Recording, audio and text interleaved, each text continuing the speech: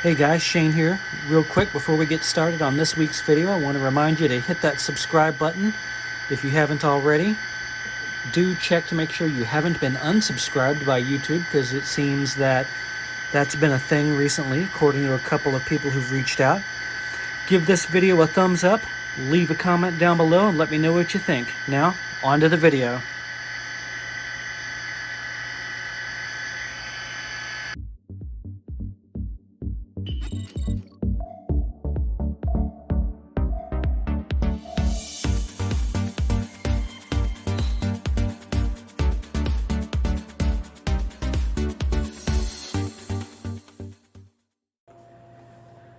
Hey guys, welcome back to another video on the Trains with Shane YouTube channel.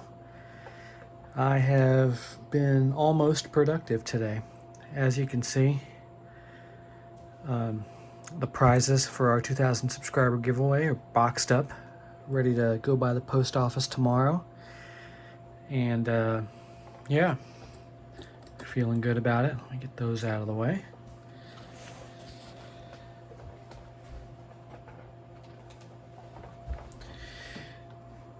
But today, we've got a Will It Run video. Let me get you guys readjusted.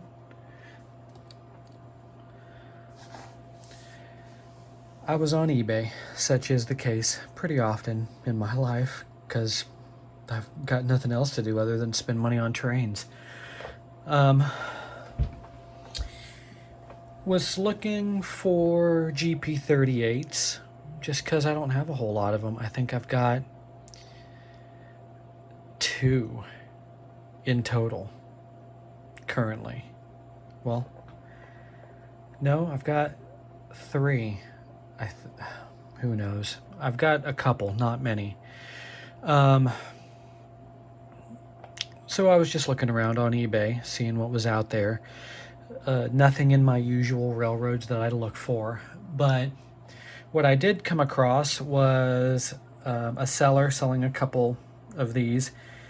The prices were decent, but they had make offer buttons on them. So you know me, I'm going to save every penny I potentially can, because things aren't getting any cheaper, guys. So it's pretty obvious. I sent an offer, the seller accepted.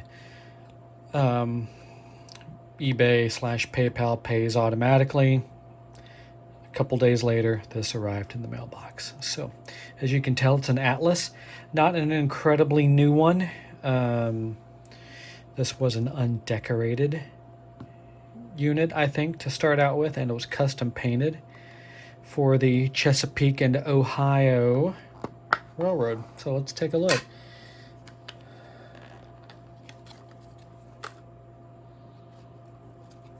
Packaged pretty well, as Atlases usually are. Yeah, I mean, if this is a custom paint, yeah, you can tell.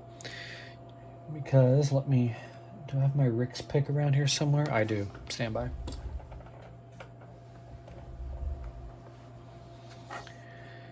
I'll zoom in. You can see the border of the decal for C&O. Subtle, but it's there. And likewise, you can see a little bit here on this decal here. Number boards look really good, honestly. Let's get this thing out. From a distance, it looks pretty good. I mean, and unless you are zoomed in on an iPhone, what is this, a 12 at 4K, radio equipped is upside down. Unless you are zoomed in to 2.5 times magnification on an iPhone in 4K, I mean, I can't tell from here, really.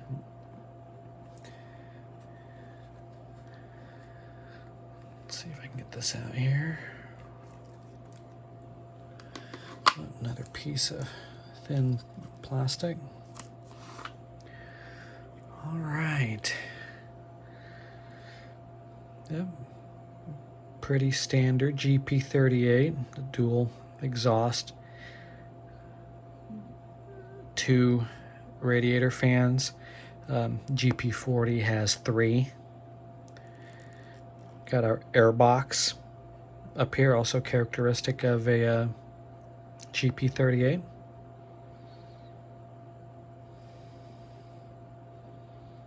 Come around to the front, we've got our C&O. Paint's a little washed out, but it looks weathered. I mean, it looks lived in. I like that. Got a little bit of weathering on our bearing caps here on our trucks. 3-chimed horn, white safety rails or handrails. Part of the border of the window is painted. That's cool. Not see-through. Yeah, honestly, a pretty darn serviceable job. We got a little weathering on our couplers here. Not bad. I could certainly not do this well myself. And we've got our copper contact strips. Atlas, made in China, as most of them are. Got the factory blackened wheels. A little dark, but I don't see any scones on them per se. They look pretty clean. Our copper contact strips look okay as well. So yeah, so far a pretty good deal. What do you fellas say? Let's get this thing onto a test track, find out what it does and what it doesn't do. Hopefully it just does. I'll see you guys over there. All right, guys, we've made room for the switching layout, and we've got our GP38 set up. Let's got our Rokuhan turned on. Dial it up.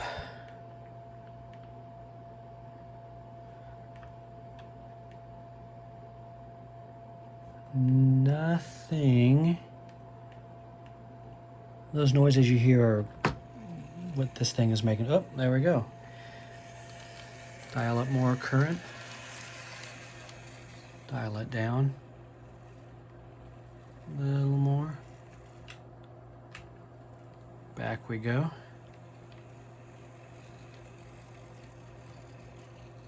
Let's turn it up.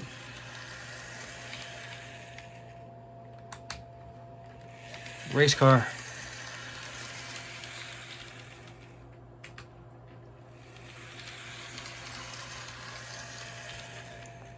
Runs pretty well. Could probably stand a little bit of a cleaning and a servicing. We'll get to that eventually. You guys know how to do it. Yeah, short and sweet on this one. Will it run? Yes, it does. What's coming up for the channel? I did some additional troubleshooting on the gold Alco Century series demonstrator that was on the channel a couple of weeks ago, and there is something loose in that drivetrain to where it's really easy to stop the wheels from turning, and when I do that I notice the worm gears don't turn either. So there is something that needs tightening, or maybe something needs to be swedged on or something on those worm gears or the shaft to the motor or something. That is a little more work than I'm going to put into it right now, although I would like to do that later. I did also, just to make sure that it wasn't the decoder, this is the decoder here, I picked up a DC analog board and ran it, and same thing. So that's actually how I troubleshot it, was I put the DC board on it and then ran it with my electrodes that you guys have seen when I troubleshoot stuff. I guess we could have a small show and tell of some things that might be on the channel for Will It Run videos here. I bought a small army of stuff here. This was all in a lot on eBay. There were 1, 2, 3, 4, 5 locomotives. Most of them were MKT, so you know why I bought them. Got this GP40 from Atlas. Got this GP40 from Atlas. Sound ready, so we might try to even put a decoder in this if it runs. I've had issues getting these newer Atlas and the black box to run correctly. Peter, the Alco Diesel guy, has had problems with some of his as well. You should go over and check his channel out. He actually had some stripped out gears in a Dash 8, I think it was. Good looking little locomotive, but he put that thing on the track and it ground, and it was not pretty. I hope he sends that back and gets that worked on. Next up, GP40 MKT by Atlas. He sends in a pattern here, guys. Boom, spoiler, Conrail GP40, but also by Atlas. It's missing the top lid. I didn't buy it like this. I took this lid and the little, like one of these little plastic clamshell off the top, and put those on one of the locomotives that I'm sending out for the prizes, because it was missing its box top and I don't want it to get damaged in transit. So how the heck did a Conrail unit sneak into an MKT lot? Well, funny you should ask, because in real life that happened. And it wasn't real common, but not impossible to see blue Conrail Jeeps patched for MKT. I'm not sure if that's what the seller had in mind for that, or if it was just a coincidence. But I picked up these decals from Circus City after the fact because I knew that this was coming. So Shane, you said 5 locomotives. This is only 4. We also got an Intermountain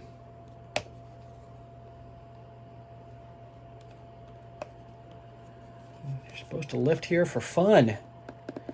Here it comes. Also MKT. A what is this, F7? Yeah, an F7B unit. A lot didn't come with the A unit, so I'll have to get one. But yeah, a large lot of MKT and 1 Conrail. The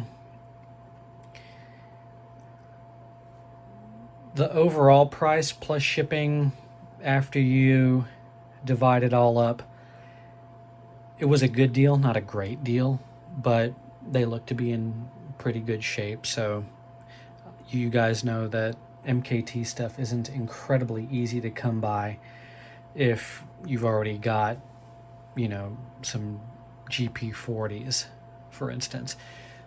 All of these except for this one are different road numbers. I think I've got a 172 already that a buddy of mine weathered and put sunshades on and did the knuckle coupler conversion on that. I think it was my friend Tom. I'll have to go dig that out to make sure. But some other stuff we've got. You guys remember the SD40-2 that I sent over to Dave over at the Cumberland Mine? And yeah, he did a little video on that. I'm going to do a video on that unit as well. Well, not that unit. I had one made for me too.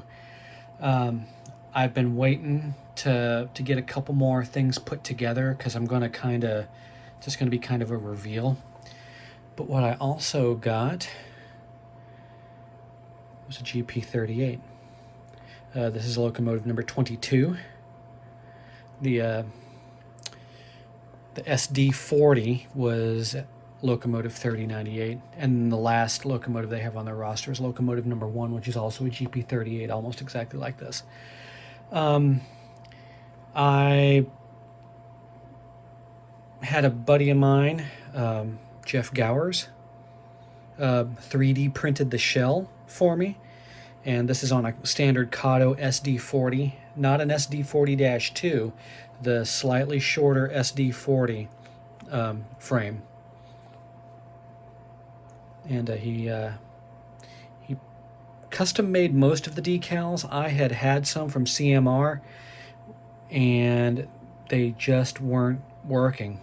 So he printed up his own, and they were a lot thinner and they laid down better, and that's what we ended up going with. And yeah, she looks good. How many more do I have? This is just a show and tell. I'm really not going to do a will it run on these.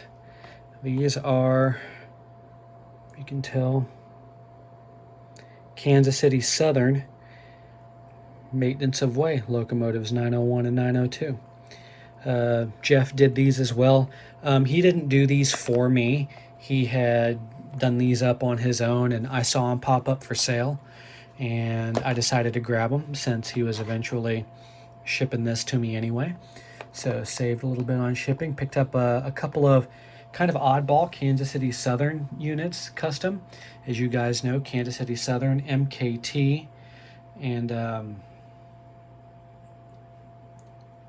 demonstrator units are really my favorite things. So yeah, had to jump on them. And that's all I've got going on for right now, as far as the channel goes. So you may see some of this stuff in later videos. May do some will it runs on these MKT units. I need to find out if they run anyway. I haven't even taken them out of the box. So that's all I've got today on this will it run episode, and kind of a small channel update, if you will, on Trains with Shane here on YouTube. Like, comment, and subscribe, guys. I know you are probably tired of hearing me say it, but the next time we reach a milestone, the quicker we get there, the quicker we will have another giveaway. It took us a while to get to 2K, so I may just do one at 3,000 if we ever get there. And when I do, I'll do one for my patrons as well, as a separate giveaway. And the odds are really good that you'll win something over there. How many times am I going to say I didn't have any notes or anything. I'm just kind of ad-libbing this off the top of my head. I want to thank you guys for joining me again. Sorry if this has ran a little longer than you thought it was going to. I am going to be recording a lot more videos next week. So I've got enough stuff here to put me through the end of the holiday season for sure. I have another couple of ideas. I want to put together my thoughts and recommendations for Christmas gift ideas for maybe the young model railroader in your life, you know, kids, grandkids, nieces, nephews, stuff like that. And it probably wouldn't benefit most of you guys too much, because most of you guys in N scale know. But on the off chance that a parent or a grandparent or an aunt or an uncle or something wants to get a little N-scale train set for a young one in their family, or heck, or even someone, an adult, then I want to put a video out there with some recommendations, kind of a buy this, not this kind of thing. So I will see you next time. Until then, stay safe, and I'll see you soon.